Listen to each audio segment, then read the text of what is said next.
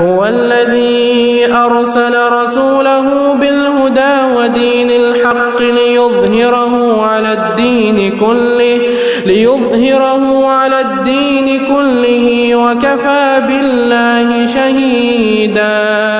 محمد رسول الله. بسم الله، الحمد لله والصلاة والسلام على رسول الله. أشهد أن لا إله إلا الله وحده لا شريك له، وأشهد أن محمدًا عبده ورسوله. أرسله الله تعالى بالهدى ودين الحق ليظهره على الدين كله ولو كره الكافرون. اللهم اهدنا واهد بنا إنك تهدي من تشاء إلى صراط مستقيم. اللهم آت نفوسنا تقواها وزكها أنت خير من زكاها، أنت وليها ومولاها برحمتك يا أرحم الراحمين. السلام عليكم ورحمة الله وبركاته. Alhamdulillah, mais uma vez, depois de muito tempo, estamos de volta para continuarmos com os nossos programas, nossas atividades de aprendizagem do Deen. Voltamos com novas regras, todos sabemos, por causa da situação, da pandemia.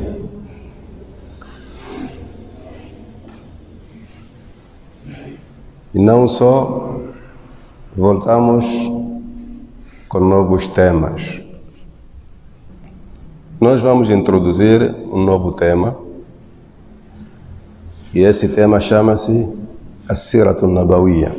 Vamos estudar a biografia do profeta Muhammad sallallahu alaihi wa sallam, e vamos nos basear neste livro. Vamos usar este livro. Este livro chama-se Ar-Rahiq al-Makhtum. O nome do livro significa bebida selada. Este nome aparece no Alcorão. Yusqawna min rahiqin makhtum, Surat al-Mutaffifun. E bebida selada é uma bebida que Allah subhanahu wa ta'ala reservou para certas pessoas lá no paraíso. E essas pessoas no Alcorão são chamadas de Al-Abrar, os bondosos, aqueles que se empenham na prática do bem. Allah reservou para eles uma bebida selada. Bebida selada mais ou menos como? Porque no paraíso temos 4 rios. Um rio de leite, um rio de mel, um rio de... é vinho, né? Bebida mesmo. E um rio de água.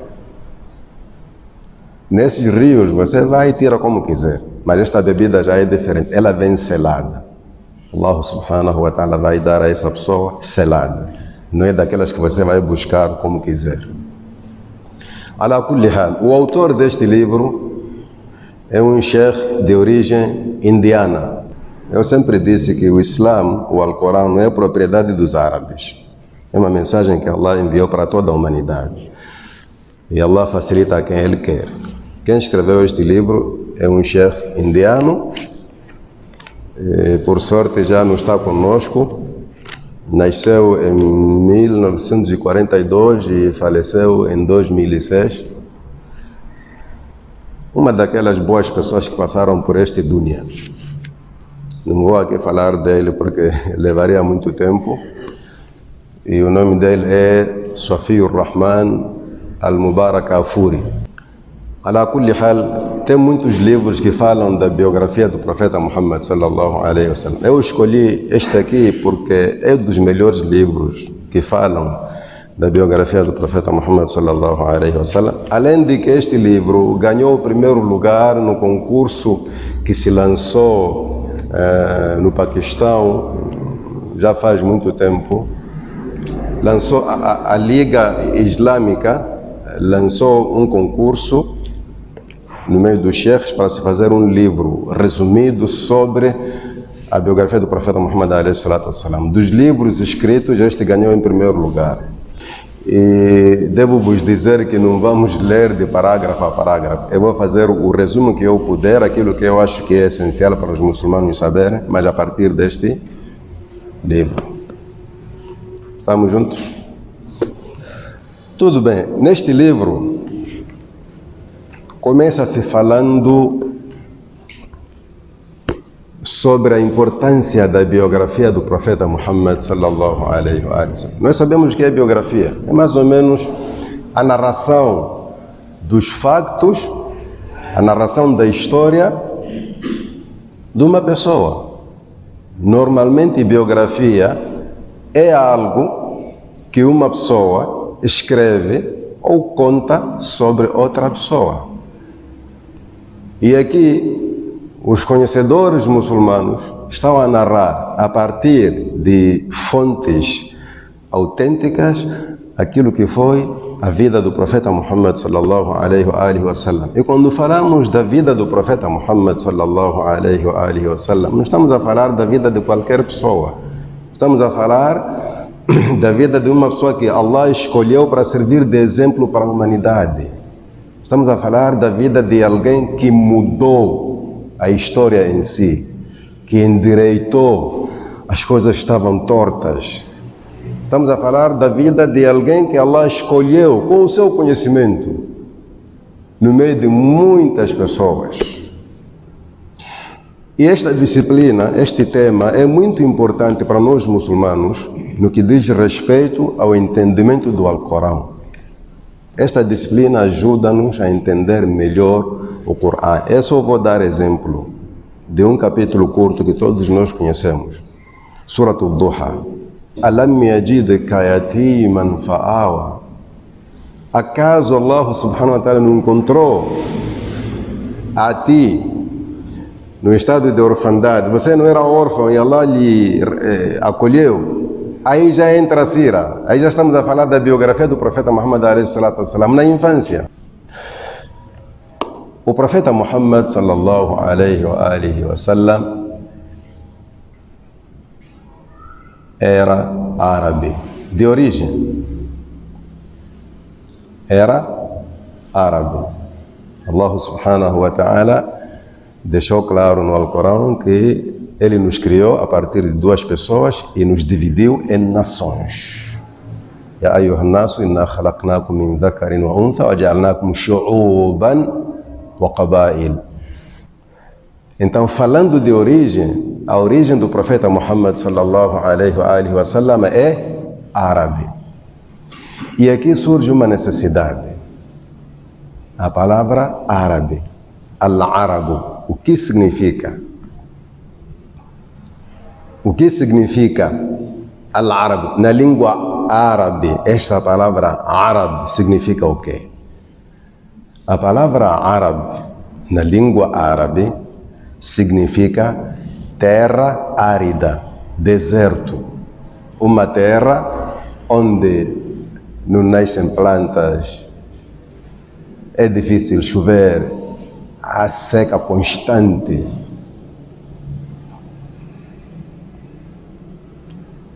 Então, as pessoas que vivem nessas terras passam a ser chamadas árabes.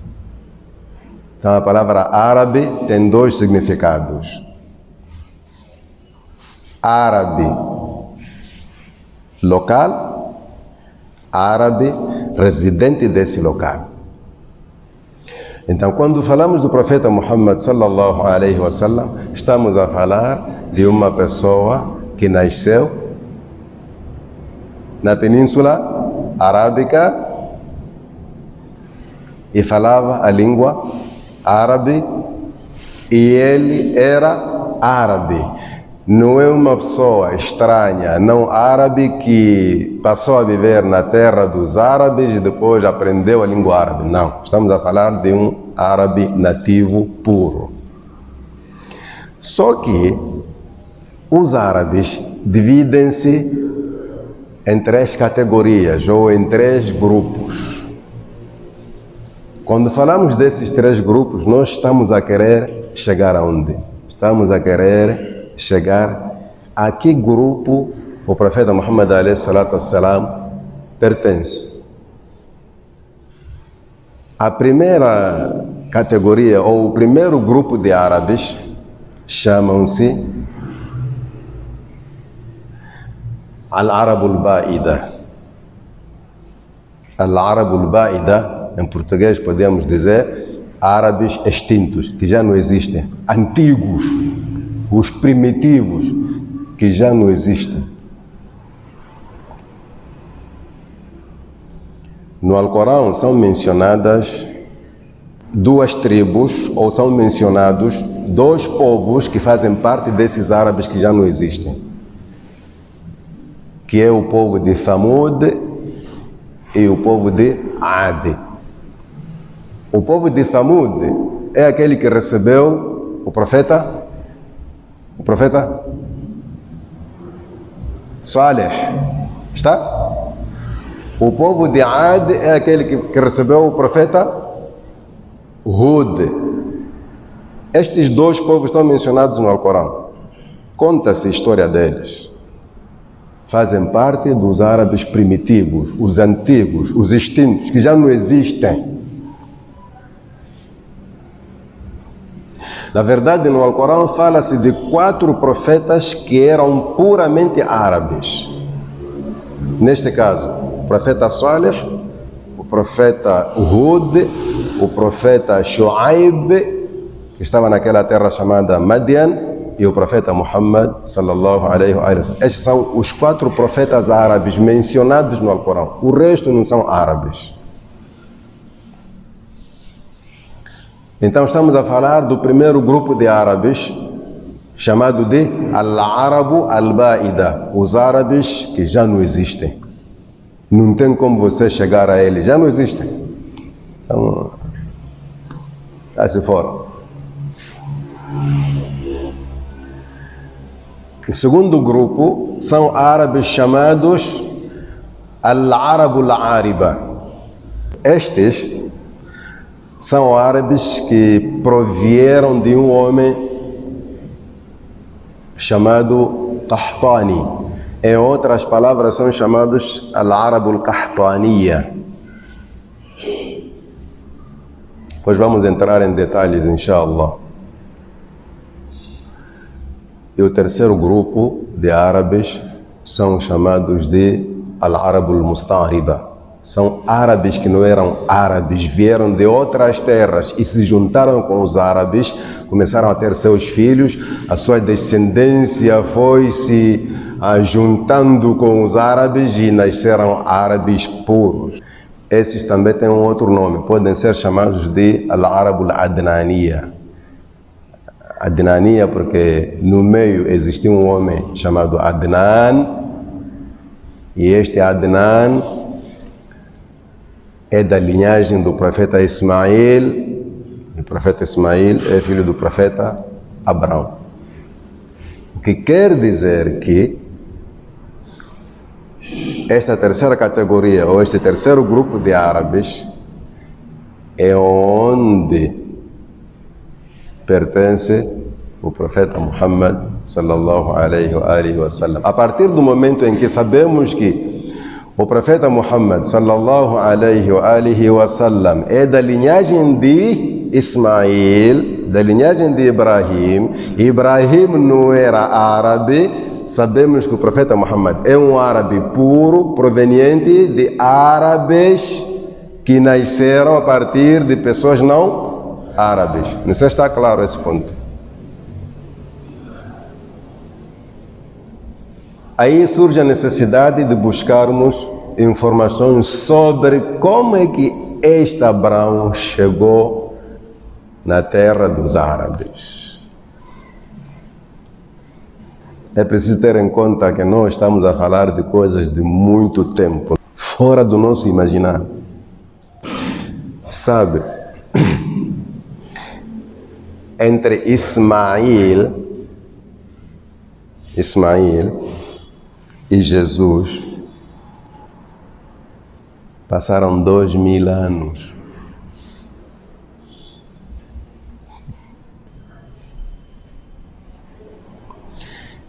De Ismael para Jesus.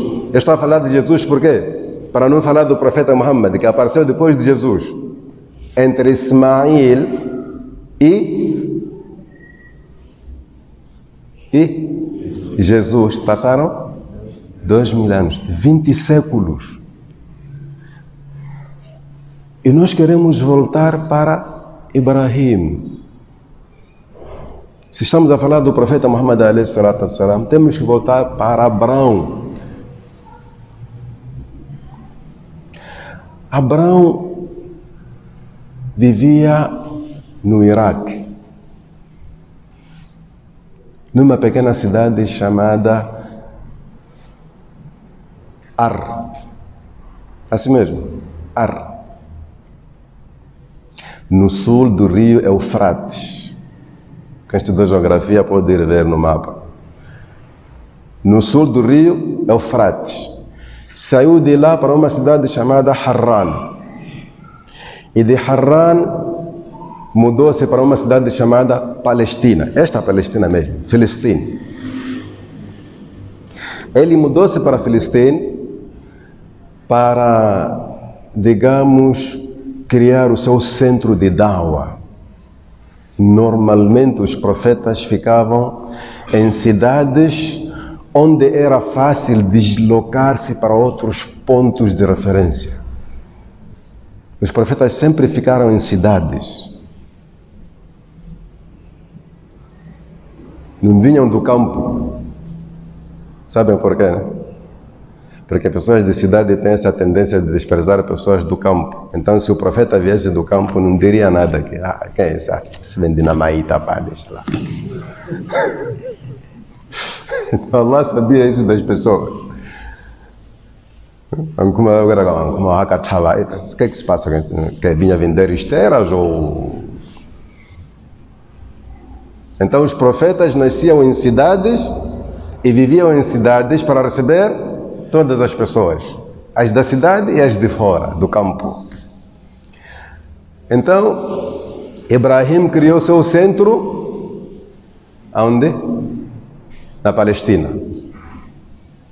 E da Palestina fazia seus movimentos de dawa. Viajava para certas localidades, distritos, e fazia o seu trabalho ali. Numa dessas viagens, ele saiu com a sua esposa. A sua esposa chamava-se Sara. Em português dizemos Sara, mas na língua original deles, Sara. Sabem que existem línguas semelhantes. Por exemplo, o português e o espanhol. São poucas coisas que a gente não percebe do espanhol. Até porque falamos que espanhol é português estragado, não é isso? Agora os espanhóis dizem que português é espanhol estragado. Cada um estraga a língua do outro. Então, naquela zona existem línguas um pouco aproximadas. Hebraico, aramaico, são parecidos com o árabe. A palavra Sara, a origem dessa palavra vem de sorriso. Sorrir, rir. E por que esta senhora era chamada de sorridente? Sara significa sorridente, porque era tão bonita que quando você olhasse para ela parecia que está a rir. Sabe, quando a pessoa ri fica bonita, né? A pessoa fica feia quando chora, quando zanga, mas quando a pessoa ri fica bonita.